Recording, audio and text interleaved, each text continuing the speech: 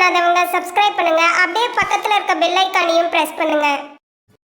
முதல்ல அந்த வைகாசி மாத பலன் அப்படிங்கிறது, வைகாசி மாத துவக்கத்துல ரிஷப ராசிக்கு என்ன மாதிரியான கிரக நிலைகள் இருக்கு, மேலும் அந்த வைகாசி மாதத்துல என்னென்ன கிரகங்கள் பெயர்ச்சி ஆகுது, அந்த கிரக பெயர்ச்சியால் ஏற்படக்கூடிய மாற்றங்கள் ரிஷப ராசிக்கு என்ன மாதிரியான பலன்களை தரப்போகுது அப்படிங்கறதன் அடிப்படையில தான் இருக்க போகுது. அப்போ இந்த மாத துவக்கத்துல என்ன கிரக நிலைகள் இருக்குது ரிஷபத்துக்கு அப்படின்னு சொல்லி பார்த்துட்டோம்னா, ராசிக்குள்ளேயே சூரியனும் குரு பகவானும் இருக்கக்கூடிய ஒரு அற்புதமான சூழல்.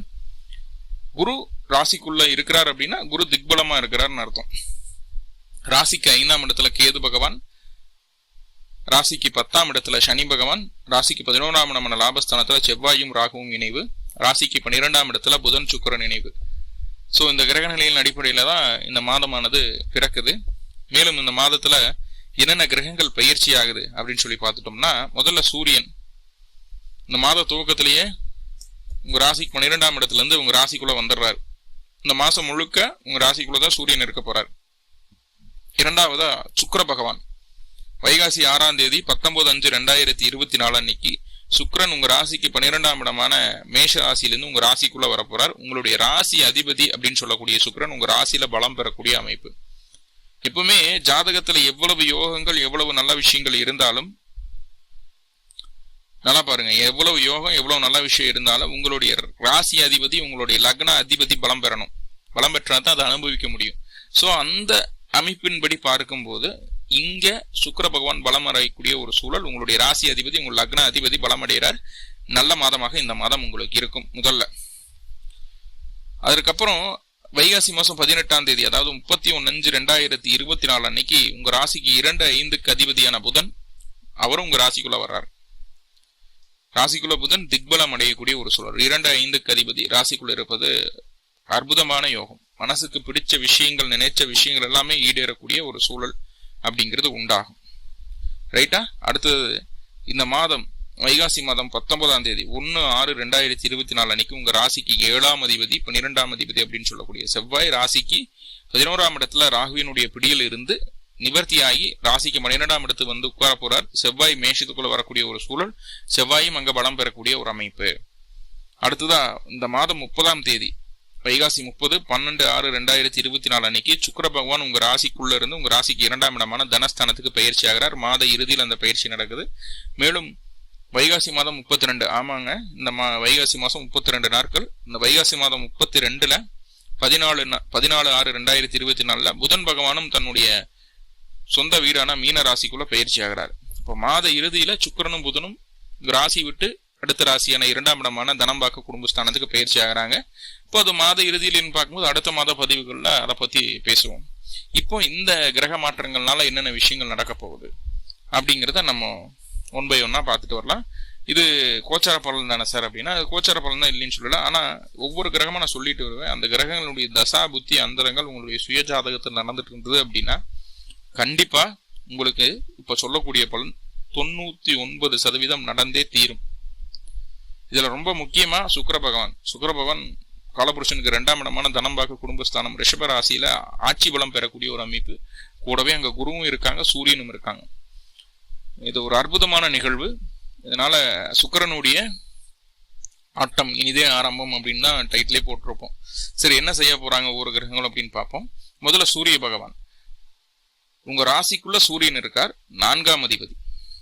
உறவுகளினுடைய ஆதரவு பூர்ணமாக கிடைக்கக்கூடிய அமைப்பு. வண்டி வாகனம் வீடு சம்பந்தமான விஷயங்கள்ல ஏதாவது முயற்சிகள் எடுக்கணும்னு நினைச்சிட்டு இருந்தீங்க அப்படின்னா அதற்குண்டான வேலைகளை இப்போது ஆரம்பிக்கலாம். அது உங்களுக்கு சாதகமாக அமையும். இப்போது அதன் மீதான விருப்பம் உங்களுக்கு அதிகமாகவே காணப்படும் அப்படிங்கிறது சொல்லுது. உங்களுடைய உடல்நிலையில் இருந்து வந்த பிரச்சனைகள் எல்லாமே படிப்படியாக இந்த மாதம் நீங்கும். இதுல எந்த மாற்றமும் இல்லை. உடல் சீராகும், உடல்நிலை சீராகும், மனநிலை சீராகும். சோ அப்படி ஒரு வேலையை அந்த சூரியன் செய்யறாரு.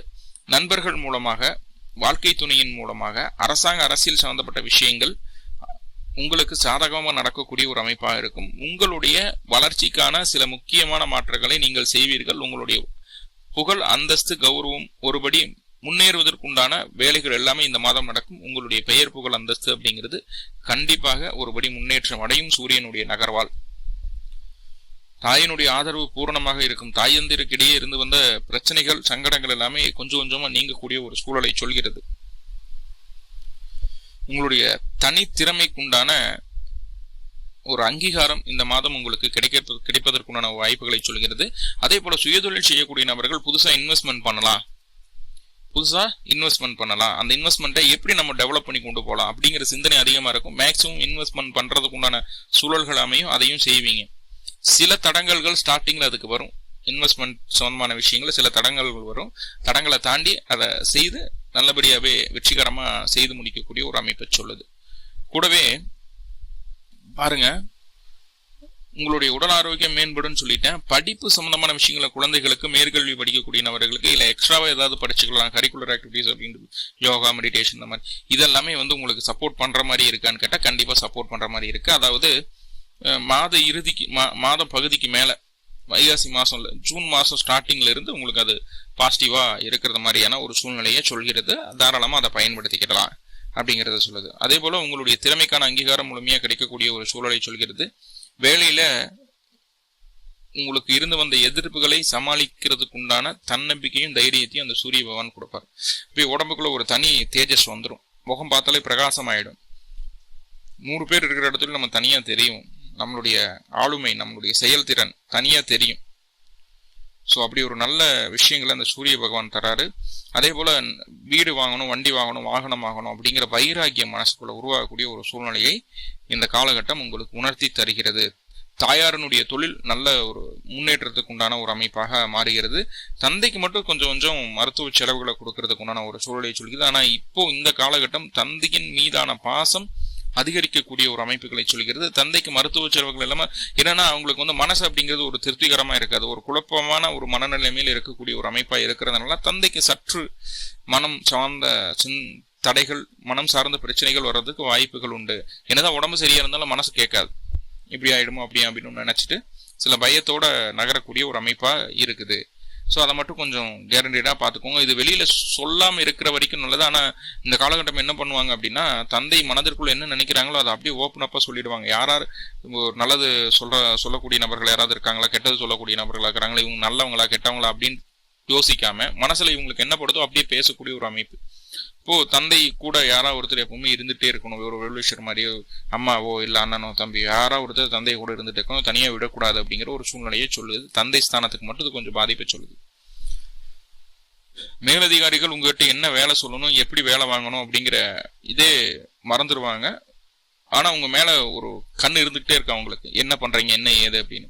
ஸோ அந்த கண் என்ன பண்ணுதுன்னா உங்களுடைய திறமையை பாராட்டி உங்களை அடுத்த கட்ட வளர்ச்சிக்கு இழுத்துட்டு போகுது. உங்களை கண்காணிச்சுட்டே இருப்பாங்க. சிசிடிவி மாதிரி அந்த பிக் பாஸ் ஹோம் மாதிரி வேலை செய்யக்கூடிய இடத்துல மேலதிகாரிகளுடைய ஃபோக்கஸ் எல்லாம் உங்க மேலதான் இருக்கும். அது எல்லாமே உங்களுடைய வளர்ச்சிக்கு அப்படிங்கிறத சொல்லுது அந்த சூரியன். ஸோ இதெல்லாமே நல்ல விஷயம். அடுத்ததா சுக்கிர பகவான் என்ன செய்யறாரு அப்படிங்கிறத பார்ப்போம். சுக்கிரன் அப்படின்னு சொல்லக்கூடிய கிரகம் பார்த்துட்டீங்கன்னா உங்க ராசிக்கு அதிபதியே அவர் தாங்க.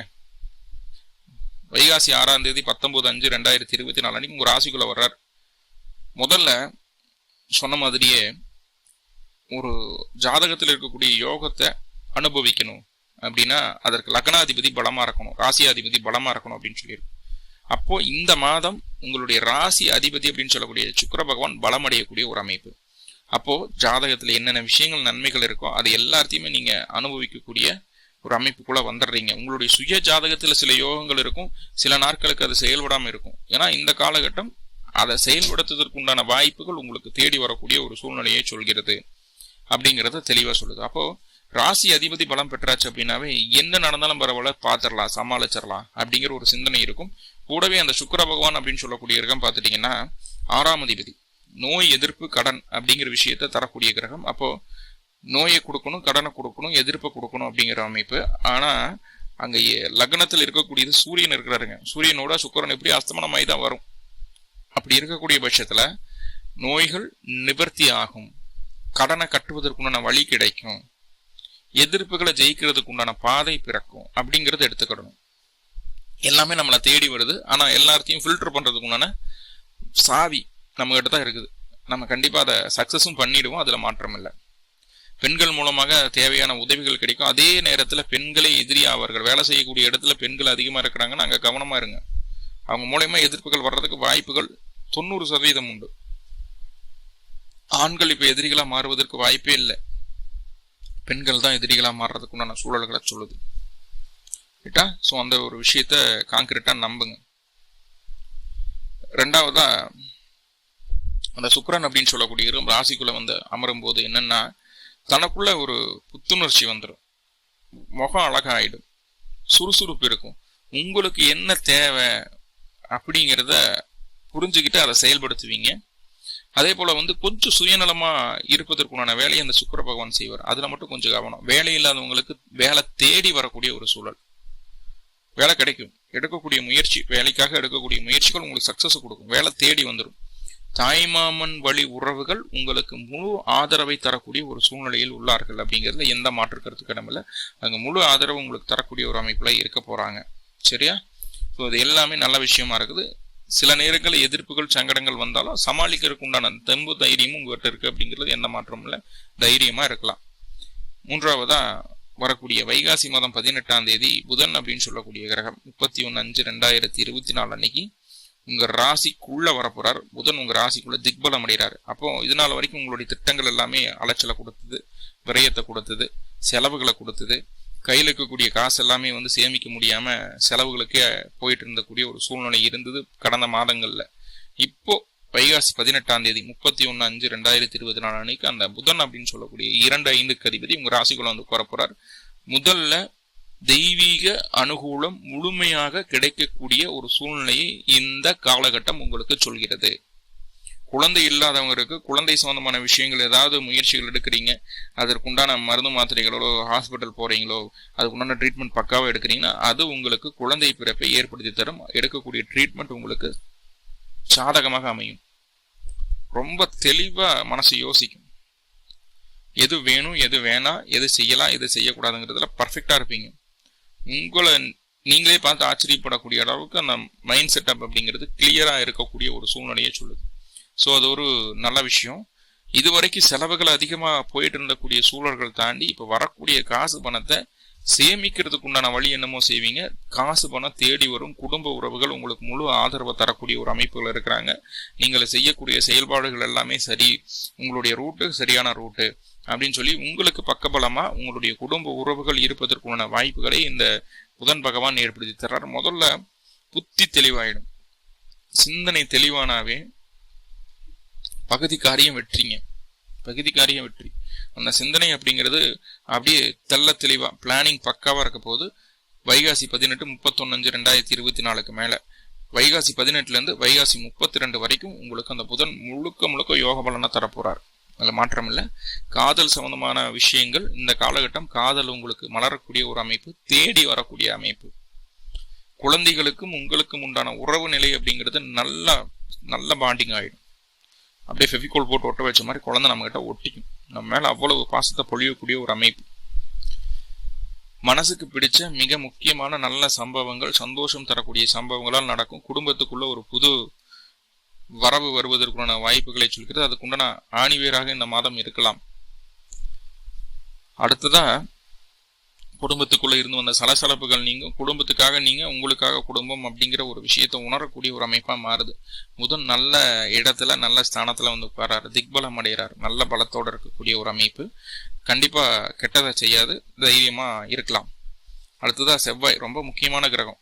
அது ரிஷபராசிக்கு செவ்வாய் இந்த 18ஆம் தேதி, அதாவது வைகாசி 18/1/6/2024 அன்னைக்கு செவ்வாய் அப்படின்னு சொல்லக்கூடிய கிரகம் உங்க ராசிக்கு 11ஆம் இடமான லாபஸ்தானத்திலிருந்து 12ஆம் இடமான விரயஸ்தானத்துக்கு வந்து உட்கார போறார். நல்லா பாருங்க, இதற்கு முன்னாடி செவ்வாய் சனியை கடந்து ராகுவை கடந்து இப்பதான் 12ஆம் இடத்துக்கு பயிற்சி ஆகக்கூடிய ஒரு அமைப்பு. அப்போ கணவன் மனைவிக்குள்ள அதிகப்படியான கருத்து வேறுபாடுகள் வந்து நீங்கக்கூடிய ஒரு சூழ்நிலைகளை சொல்கிறது. நிறைய சண்டை சச்சரவுகளை பார்த்து இருக்கக்கூடிய ஒரு சூழலை சொல்கிறது. ஒவ்வொருத்தருடைய கருத்து இன்னொருத்தருக்கு சரிவர போய் சேராம 2 பேர்த்துக்குள்ள சண்டை சச்சரவு வந்துடும். நிறைய ரிஷபராசி ரிஷப லக்ன நண்பர்கள் கணவன் மனைவிக்குள்ள பிரிவினை கூட ஏற்படுது. ஒரே வீட்டுக்குள்ள இருந்து பேசாம இருக்கிறது, அடிக்கடி சண்டை கட்டிக்கிறது, இந்த மாதிரி எல்லா விதமான சம்பவங்களையும் அந்த சனி செவ்வாயும் சனி ராகுவும் கொடுத்துட்டு இருந்திருக்கு. வரக்கூடிய வைகாசி 19ஆம் தேதி, அதாவது ஜூன் மாசம் 1ஆம் தேதி உங்க ராசிக்கு 12ஆம் இடத்துக்கு அந்த செவ்வாய் பயிற்சி ஆகிறாரு. சனி செவ்வாய் ராகு இந்த காம்பினேஷன் எல்லாம் கலண்டு செவ்வாய் மட்டும் தன்னுடைய ஆட்சி வீட்டுல பலம் வரக்கூடிய ஒரு அமைப்பு. அப்போ வாழ்க்கை துணைக்கு முதல்ல வேலை கிடைக்கும். இப்பவும் கணவன் மனைவிக்குள்ள சின்ன சின்ன கருத்து வேறுபாடுகள் வரும். உங்களுடைய வாழ்க்கை துணைக்கு உடல்நல தொந்தரவுகள் வர்றதுக்குண்டான ஒரு சூழல்களை சொல்கிறது. அப்படி உடல்நல தொந்தரவு வரும்போது உங்களுடைய பிரசன்ஸ் அங்கே அதிகமாக தேவைப்படுது. அப்போ நீங்கள் அவங்கள நல்லா கவனிச்சுக்கும் போது அவங்க சூப்பராக மிங்கிள் ஆயிடுறாங்க. இருந்த பிரச்சனைகள் நிவர்த்தி ஆகுது. ஏன்னா செவ்வாய் 12ஆம் இடத்துல இருந்தாலும் 6ஆம் இடத்தையும் 7ஆம் இடத்தையும் தன்னுடைய பார்வையால பார்க்கறாரு. தன்னுடைய 8ஆம் பார்வை 7ஆம் இடத்தை பார்க்கறாரு. அப்படிங்கும்போது மறைமுகமா அவங்க மேல கண்மூடித்தனமான அன்பு அதிகரிக்கிறதுக்குண்டான வாய்ப்புகளை சொல்லுகிறது. கணவன் மனைவிக்குள்ள ஒரு நல்லது ஒரு அந்யோன்யம் உண்டாகக்கூடிய ஒரு சூழல். ஆனா வாழ்க்கை துணையின் மூலமாக எதிர்பாராத செலவுகளும் அலைச்சலும் உண்டாகக்கூடிய ஒரு அமைப்பு அப்படிங்கறத சொல்லுது. அதை நம்ம ஏத்துக்கிட்டு தான் ஆகணும். வேற வழி இல்லை, ஏத்துக்கிட்டு தான் ஆகணும். ஆனா கணவன் மனைவிக்குள்ள நல்ல ஒரு புரிதல் உண்டாகும். உறவுகள் அப்படின்னு சொல்லக்கூடியவங்க, தாய் வழி உறவா இருந்தாலும் தந்தை வழி உறவா இருந்தாலும் உறவுகள் மூலமாக அனாவசிய செலவுகள் வர்றதுக்குண்டான ஒரு சூழ்நிலையை சொல்கிறது. அதை மட்டும் கவனமா பார்த்து கையாண்டா போதுமானது. வெளியூர், வெளிமாநில, வெளிநாடு சம்பந்தமான விஷயங்களுக்கு ஏதாவது முயற்சி பண்ணிட்டு இருக்கீங்க, இது வரைக்கும் அது அமையாம இருந்ததுன்னா இந்த காலகட்டம் முயற்சி பண்ணீங்கன்னா கண்டிப்பா அது உங்களுக்கு சக்சஸ்ஃபுல்லான ஒரு ரிசல்ட்டை கொடுத்துரும். வெளியில கொண்டு போய் உட்கார வைக்கிறதுக்குண்டான வேலையை அந்த செவ்வாய் செஞ்சிருவார். அது மாற்றம் இல்லை. 12ஆம் இடத்துல ஒரு பலமா இருக்கிறார். சில நேரங்களில் இரவு நேரங்களில் தூக்கம் குறையும், கனவுகள் அதிகமாக வரும். அது கனவுல யாராவது ஒருத்தர் சண்டை கட்டுற மாதிரி பிடிக்கிற மாதிரி இப்படியே தான் கனவு வரும். நிறைய இரவு நேர தூக்கம் குறையிறதுக்குண்டான வாய்ப்புகளை சொல்கிறது அப்படிங்கிறத இந்த செவ்வாய் சொல்றார். ரொம்ப கோவப்பட்டீங்க அப்படின்னா, ரொம்ப ஆக்ரோஷப்பட்டீங்கன்னா அதனால நன்மை அப்படிங்கிறது சுத்தமா இல்லை, செலவும் அலைச்சலும் தான் உண்டு அப்படிங்கிறத மைண்ட்ல ஃபிக்ஸ் பண்ணிக்கோங்க. இப்போ கோபத்தை எந்த அளவுக்கு குறைக்கிறீங்களோ அந்த அளவுக்கு செலவுகளும் குறையும். உறவுகள் கிட்ட இருந்து கொஞ்சம் ஒருபடி தள்ளி நில்லுங்க. இல்லைன்னா உங்க கையில் இருக்கக்கூடிய காசு பணத்தை அவங்க அழகா அபகரிச்சுட்டு போறதுக்குண்டான வாய்ப்புகள் உண்டு. அதுல மட்டும் கொஞ்சம் நிதானமா இருங்க அப்படிங்கிறத சொல்லுது. பாருங்க, அடுத்ததான் அந்த மிதுன ராசிக்குள்ள சுக்கிரன் இந்த மாத இறுதியில போறாரு. சுக்கிரனும் புதனும் மிதுன ராசிக்குள்ள இந்த மாத இறுதியில போறாங்க. அப்போ சுக்கிரன் புதன் இணைவு உங்க ராசிக்கு 2ஆம் இடத்துக்கு போறது அப்படிங்கிறது நல்ல விஷயம் தான். அது அடுத்த மாசத்துல என்னென்னவெல்லாம் அந்த மாதிரி பலன் கொடுக்கும் அப்படிங்கிறத நம்ம பாத்திரலாம். அடுத்ததா ரொம்ப முக்கியமான ராஜகிரகங்கள் சூரியன், கேது, சனி. இவங்க என்ன பண்ண போறாங்க? சனி 10ஆம் இடத்துல இருக்கிறார். தொழில் ஸ்தானத்துல பிரச்சனைகள் இல்லை. தொழில கொஞ்சம் மந்தத்தன்மை இருந்தாலும் அப்படியே கிராஜுவலா உங்களுடைய தொழில் முன்னேற்றம் ஆகிறத நீங்க உணர முடியும். அதுல பிரச்சனைகள் இல்லை. ஆனா ராகு 11ஆம் இடத்துல இருக்கிறார். கேது 5ஆம் இடத்துல இருக்கிறார். கேது 5ஆம் இடத்துல இருந்து பலவிதமான மன குழப்பங்களை, மன ரீதியான பிரச்சனைகளை கொடுத்துட்டு இருந்தார். ஆனா இப்போ 1ஆம் தேதி குரு பயிற்சியாகி உங்க ராசிக்குள்ள குரு வந்துடுறாரு. ஆச்சா, அப்ப குருவினுடைய பார்வை கேதுவுக்கு கிடைக்குது. கேது கொஞ்சம் சைலண்டா ஆகிறதுக்குள்ள வாய்ப்பு. இப்போ ஞானம் அப்படிங்கிறது இது வரைக்கும் செஞ்ச தவறுகள்ல இருந்து திருத்தி அந்த திருத்தப்பட்ட விஷயங்களை உங்களுடைய திட்டங்களா பயன்படுத்தி அதை சக்சஸ்ஃபுல்லா கொண்டு போறதுக்குண்டான வேலை என்னமோ செய்ய போறீங்க. சரியா? சோ அப்போ கேதுவனுடைய அமைப்பு இந்த காலகட்டம் குருவினுடைய பார்வை பெற்ற கேதுவா இருக்குன்னா ஒரு வகையில உங்களுக்கு நன்மையை தரக்கூடிய ஒரு சூழல்ல இருக்கு அப்படிங்கிறத புரிஞ்சுக்கோங்க. அதே போல குரு பகவான் ராசிக்குள்ள வந்தாச்சு. அஷ்டமாதிபதி ராசிக்குள்ள நிறைய பிரச்சனைகள், சங்கடங்கள் எல்லாம் சந்திச்சு அதன் பின்பு நல்லது ஒரு லாபத்தையும் வெற்றியை பெறக்கூடிய ஒரு அமைப்புல அஷ்டமாதிபதி உட்கார்ந்துட்டாரு. இது ஒரு நல்ல விஷயமே. எல்லாமே பர்ஃபெக்டா நல்லா இருக்கு. நிறைய பாசிட்டிவ் இருக்கு, சின்ன சின்ன நெகட்டிவ் இருக்கு. அந்த நெகட்டிவ் பாசிட்டிவா மாத்திக்கிறதுக்கு என்ன சாமி பண்றது அப்படின்னா, அருகில் இருக்கக்கூடிய காவல் தெய்வ கோவிலுக்கு போங்க. காவல் தெய்வம்னா கருப்பராயன், சுரலமாடன், முனி முனீஸ்வரர் கோவில் இந்த மாதிரி இருக்கு இல்லைங்களா? அந்த மாதிரி காவல் தெய்வ கோவிலுக்கு போங்க. போய் காவல் தெய்வத்துக்கு 2 நல்லெண்ணெய் தெய்வம் போட்டு வழிபாடு பண்ணுங்க. எப்ப பண்ணணும்? பிறந்த கிழமை அன்னைக்கும் பிறந்த நட்சத்திரத்தன்னைக்கும் நீங்க பண்ணணும். பண்ணிட்டு வரும்போது கண்டிப்பா அந்த மாதம் மிகப்பெரிய முன்னேற்றத்தை நீங்க நினைச்சு பார்க்க முடியாத அளவுக்கு மிக முக்கியமான மாற்றங்களை உங்களுடைய வாழ்க்கையில இந்த மாதம் கொடுக்கும் அப்படிங்கிற மாற்றம் இல்லை. ஏன்னா உங்களுடைய ராசி அதிபதி அப்படின்னு சொல்லக்கூடிய சுக்கிர பகவான் பலமடைகிறார். ஸோ அற்புதமான மாதமாக இருக்கும். மேலும் தகவலுக்கு எங்க சேனலை மறக்காம சப்ஸ்கிரைப் பண்ணுங்க. நன்றி.